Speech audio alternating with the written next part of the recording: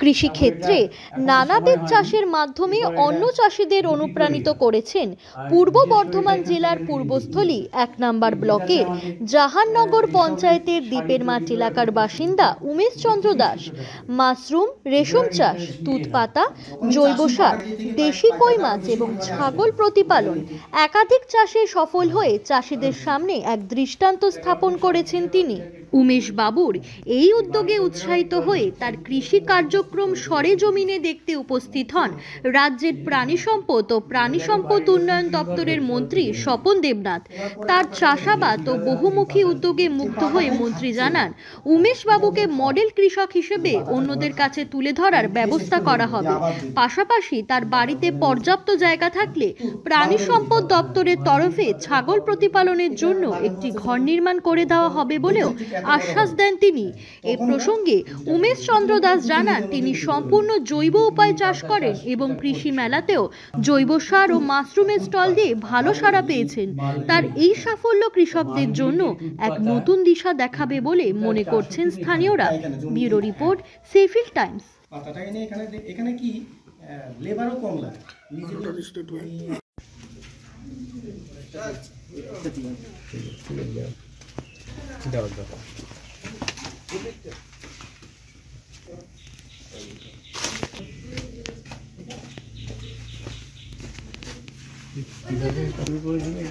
এটা আমি করছি ৫-৬ বছর হয়ে গেছে।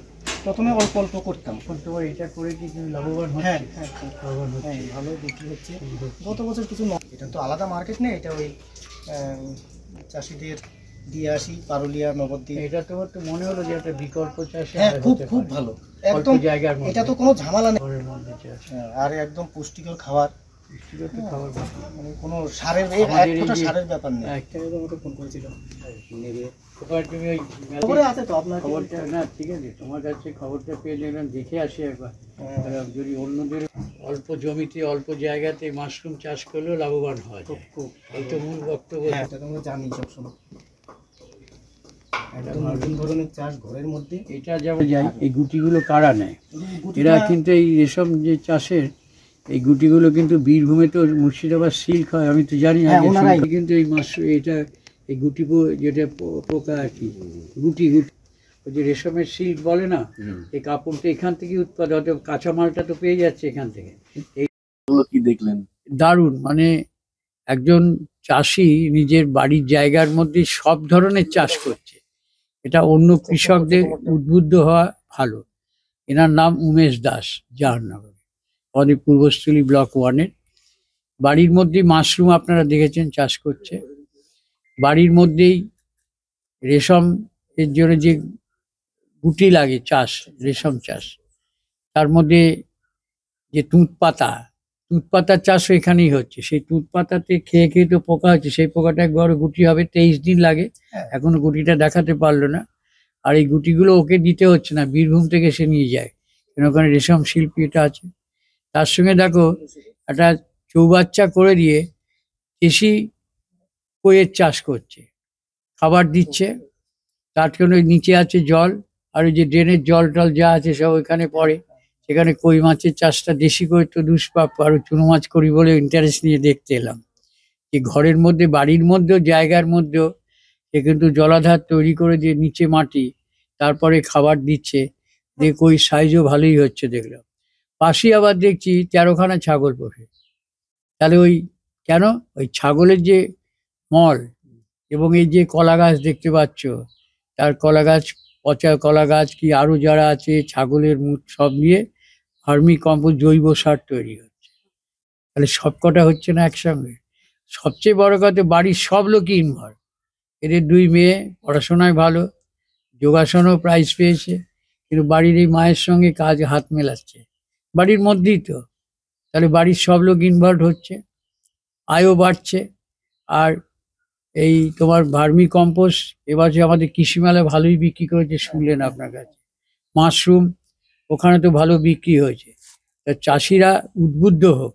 আমি যথারীতি কালনা মহকুমার হর্টিকালচার অফিসারের সঙ্গে কথা বলেছি ওর সামনে, আপনি এটা দেখুন, বিষয়টাকে নজরে আনবো, তাহলে আরো বড় করে অন্য চাষিরা যাতে উৎসাহিত হতে পারে। এটা প্রজেক্টেড পরিবার, প্রজেক্টের হতো একটা গোটা পরিবারে কটা প্রজেক্ট করছে বলো তো?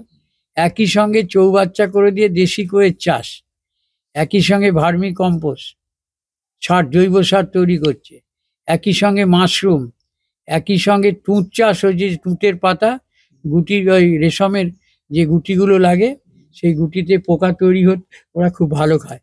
ও আমার এখন বলল যে ছাগল চাষের পর আরো বেশি উপকার হবে, তুঁত গাছের ছাগল খুব খায় নাকি পাতা, পুষ্টিকর খাবার।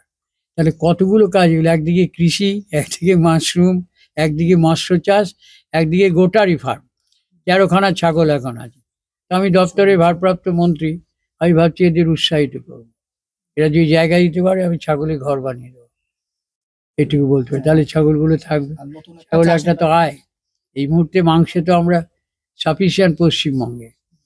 ব্ল্যাক বেঙ্গল গোট এশিয়ার সারা পৃথিবীর বিখ্যাত মাংস, চামড়াও খুব দামি, মাংসের তো চাহিদার অভাব নেই। অতএব আমরা যদি এটা বাড়াতে পারি তাহলে হবে। এই সব দিকটা দেখবার জন্য আমি সকালবেলা গেছিলেন, আমি খুব উৎসাহ করে কথাগুলো শুনেছি এবং সাথে সাথে আমি মহকুমার হর্টিকালচার অফিসারকে ফোন করেছি, কৃষি দপ্তরকেও ফোন করব, আর ফিশারিদেরও পাঠাবো যে চৌবাচ্চায় কীভাবে দেশি কই উৎপাদিত হতে পারে, সেটা দেখে যাক। এবং আমি এটা মনে মনে ভাবছি, আমাদের যেহেতু নিজের ব্লক, তো এইটাকে একটা মডেল চাষি হিসেবে গণ্যিত করা ভালো। সব রকমের চাষ এখানে, সবচেয়ে হচ্ছে বাড়ির মেয়েরা, নিজের স্ত্রী মেয়েরাও ইনভলভ হয়েছে পড়াশোনার সাথে সাথে, এটার ভালো দিক নয়। নতুন একটা চাষ করেছে এবার সয়াবিন, সয়াবিনের চাষও করে।